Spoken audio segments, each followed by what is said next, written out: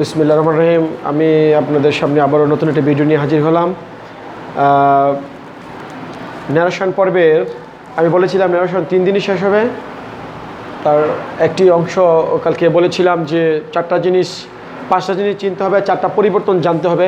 4টা পরিবর্তনের একটা পরিবর্তন হলো রিপোর্টিং ভার্বের পরিবর্তন। সেন্টেন্স অনুসারে আমি বলেছিলাম রিপোর্টিং ভার্ব মানে সেট। প্রিয় শিক্ষার্থীরা মনে রাখবেন, রিপোর্টিং ভার্ব হলো সেট, কিন্তু he said to me you are ill, এই বাক্যের এটা হলো রিপোর্টিং ভার্ব, কিন্তু পরিবর্তনটা হবে এই টু সহ। সেইট অথবা সেইট টু উঠে অ্যাসার্টিভ সেন্টেন্সের বেলায় কী বসবে? Told, interrogative, asked, imperative, ordered, advised, requested, commanded, suggested and proposed to. আর objective sentence wished and prayer for. Exclamatory সেন্টেন্সের বেলায় এক্সক্লেম উইথ জয় অথবা এক্সক্লেম উইথ সরো, আরও আছে ওয়ান্ডার দ্যাট, ইত্যাদি ইত্যাদি। আমি আপনাদের সামনে আরও কিছু বিষয় নিয়ে আলোচনা করছি। আমি আশা করি রিপোর্টিং ভার্বের কী পরিবর্তনটা এটা জানতে পারছেন, মানে এই অংশটা পরিবর্তন। এখন আপনাদের প্রশ্ন থাকতে পারে যে স্যার তাহলে আমরা কখন অ্যাডভাইস, কখন অর্ডার, এগুলো কখন হবে, এই বিষয়ে যদি জানতে চান, স্বাভাবিক আমরা একবারে বলতে পারি, যদি বাক্যে কোনো বাহিনীর নাম উল্লেখ থাকে, কোনো বাহিনীর নাম উল্লেখ যদি থাকে, যে পুলিশ, বিডিআর, আর্মি, তাহলে আমরা কমান্ডেড দেবো এটা তুলে ইম্পারেটিভ সেন্টেন্সের বেলায়। আর সাজেস্ট আর প্রপোজড যদি থাকে, রিপোর্টেড স্পিচ শুরু হবে লেট দ্বারা শুরু হইলেই আমরা কি দেব? রিপোর্ট স্পিচ যদি লেট দ্বারা শুরু হয় তাহলে সাজেস্টেড বা প্রপোজড হবে।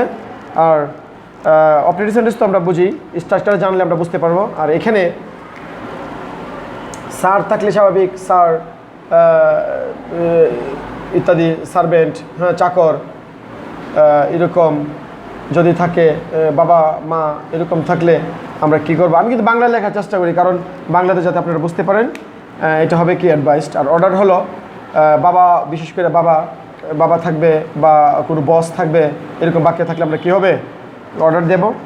আশা করি এটা বুঝতে পারলেন। আমরা এখন রিপোর্টিং ভার্বের পরে আমরা ইনভার্টেড কমা সেন্টেন্স অনুসারে পরিবর্তন হবে, এইটা আমরা লিখছি। আপনারা প্রিয় শিক্ষার্থীরা সুন্দর করে এক খাতায় তুলবেন। তোলার পরে আশা করি তোলা হয়েছে। এখন আমরা অন্যদিকে যাচ্ছি। এখন যাচ্ছি হলো ইনভার্টেড কমার পরিবর্তন। ইনভার্টেড কমার পরিবর্তন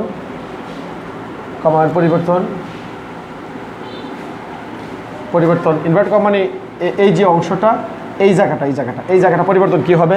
এইটা আবার সেন্টেন্স অনুসারী হবে।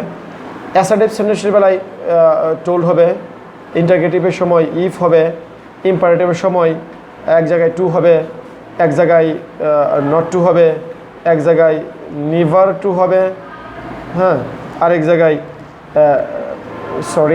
দ্যাট হবে। আর অবজেক্টিভের সময় একটা শুধু দ্যাট হবে। এক্সক্লেমেটরির সময় কী হবে? দ্যাটই হবে। প্রিয় শিক্ষার্থীরা স্মরণ রাখবেন, সব ইন্টারগেটিভের সময় কিন্তু ইফ হবে না। যখন রিপোর্টেড স্পিচটি WH কোশ্চেন দ্বারা শুরু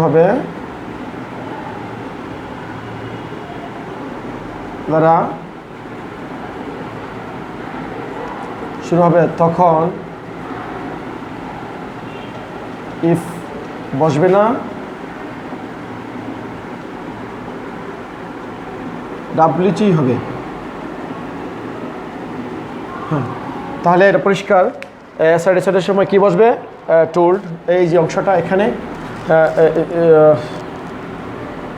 দেখছো, আই এম সরি দ্যাটস, এখানে অ্যাসার্টের সময় দ্যাট বসবে, ইন্টারগেটিভ সময় ইফ বসবে, ইম্পারেটিভ টু বসবে, নট টু বসবে, নেভার টু বসবে, দ্যাটও বসবে।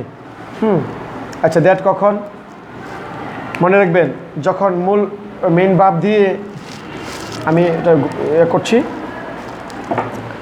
অপারেটিভ সেন্টেন্সের সময় দ্যাট বসবে, এক্সক্লেমেটরি সময় দ্যাট বসবে।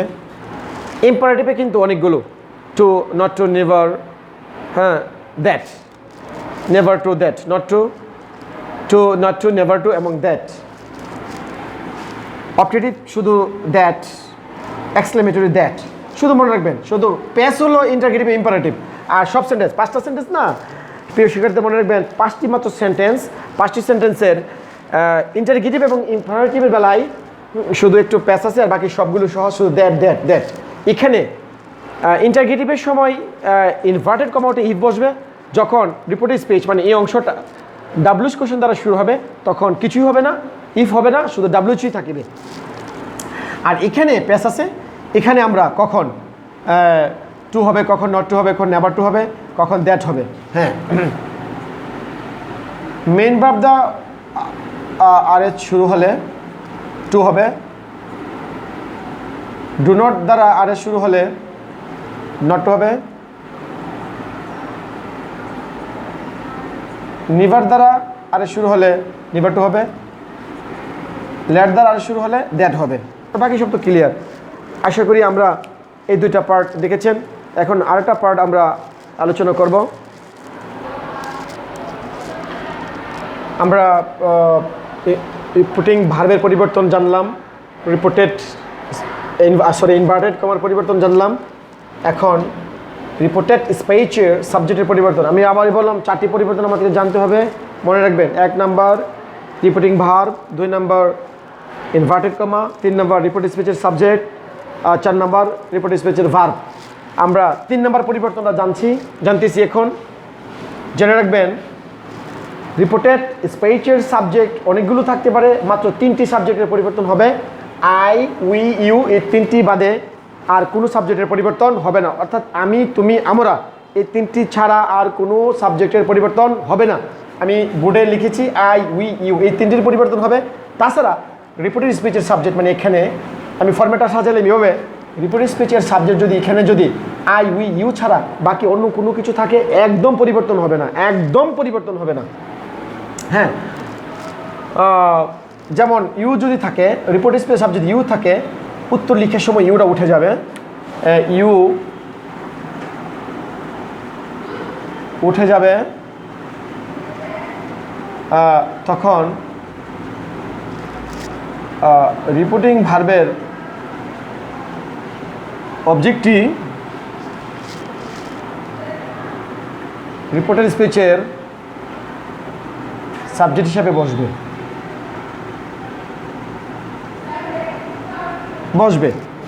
পরিষ্কার কথা, রিপোর্টিং ভার্বের অবজেক্ট যদি ইউ থাকে, ইউটা উঠে যাবে। উঠে এই ইউটা এখানে থাকলে উঠে যাবে, উঠে অবজেক্ট যা থাকবে ওইটা রিপোর্টিং ভার্ব রূপ নিয়ে এখানে বসবে। যেমন আমরা উদাহরণে আনতেছি, এই ফরম্যাটটা শুধু ফলো করেন। আই থাকলে রিপোর্টেড স্পিচের সাবজেক্ট যদি আই থাকে, উত্তর লেখার সময় আইটা উঠে যাবে, উঠে রিপোর্টিং ভার্বের সাবজেক্ট যা থাকিবে ওইটা গিয়ে এখানে বসিবে। তবে মনে রাখবেন, এই সাবজেক্টগুলোর কোনো পরিবর্তন হবে না, অবজেক্টগুলোর কোনো পরিবর্তন হবে না, শুধু যা পরিবর্তন হবে রিপোর্টেড স্পিচের সাবজেক্টের পরিবর্তন হবে। রিপোর্টিং ভার্ব বা অবজেক্টের কোনো পরিবর্তন, সাবজেক্ট অবজেক্টের কোনো পরিবর্তন হবে না।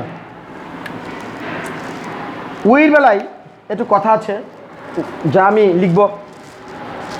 আমি লিখব উইর বেলায় আপনারা লক্ষ্য করবেন।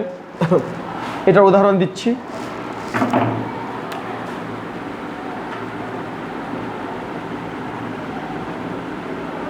He said to me, I am ill. উত্তর লিখছি পরিবর্তনটা শেখানোর জন্য। He told me that, এই আইটা এখানের সাথে মিলবে, ও হি, আমটা ওয়াজ ইল। আমি কিন্তু জাস্ট এটার পরিবর্তন শিখাইছি, এটার পরিবর্তন কীভাবে হবে, ঠিক আছে? ঠিক ওইখানেও আপনারা কি করবেন, আমি লিখছি।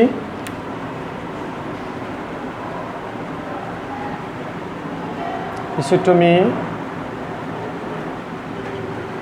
you are ill. Told me that, you কার সাথে মিলবে? অবজেক্টের সাথে। অবজেক্ট মানে মি মানে আই। আইসে তো এম আর বসে না, এম বসে, এম মানে ওয়াজ ইল। এগুলো ওয়াজটা কেমনে হবে আমরা পরে বলবো। ঠিক এইভাবে পরিবর্তনটা হবে। আশা করি ভালো করে দেখেন স্ক্রিনটা এবং এটা লিখে রাখবেন, এইভাবেই লিখবেন, লিখে পরিবর্তনটা জানবেন। এখন কথা হলো এই উই নিয়ে একটু কথা আছে। আমরা অনেক স্যারদেরকে দেখি এই উইর বেলায় একটু প্যাস হয়, যেটা জানে না। আমি লিখছি, আপনারা দেখেন উইটা কি হবে।